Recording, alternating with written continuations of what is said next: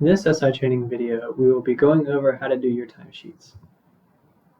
You can access your timesheet in your Google Drive folder, and each SI leader has their own timesheet. Final timesheets for each pay period are due by 11:59 p.m.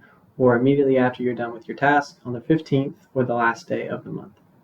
Timesheets need to be done with the exact time that's in Kronos, so you'll need to have Kronos up and put in the exact time that you punched in and out. So for example, if you clocked in at 7:02 to 8:03, you need to put in those exact times instead of 7 to 8. You need to make sure that AM and PM are typed correctly and that there's a space between the time and AM and PM so that the timesheet can correctly calculate the hours. And then you can use the provided timesheet codes to code your timesheet under the column labeled time codes. Here's a copy of the timesheet code graphic that's also available in your timesheet.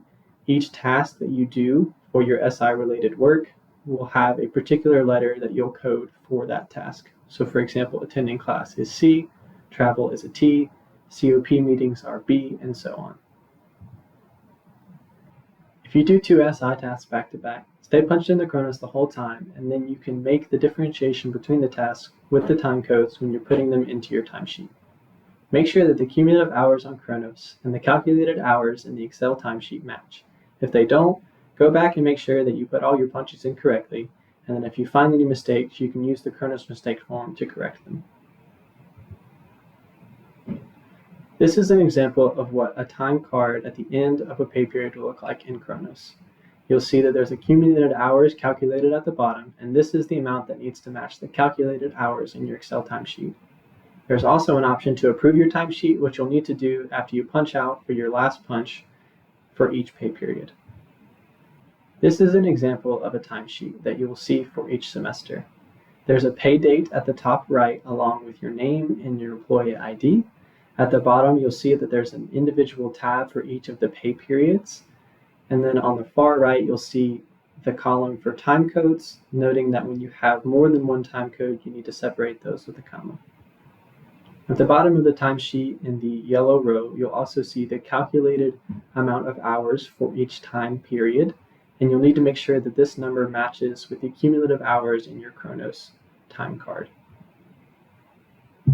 Looking at an example, we can use these codes and see what the SI leader did for this week. On Sunday, they planned their session. On Monday, they had a session and a COP meeting.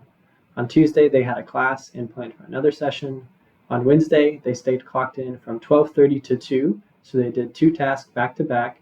They did their one-on-one from 12:30 to 1, and then from 1 to 2, they planned their session.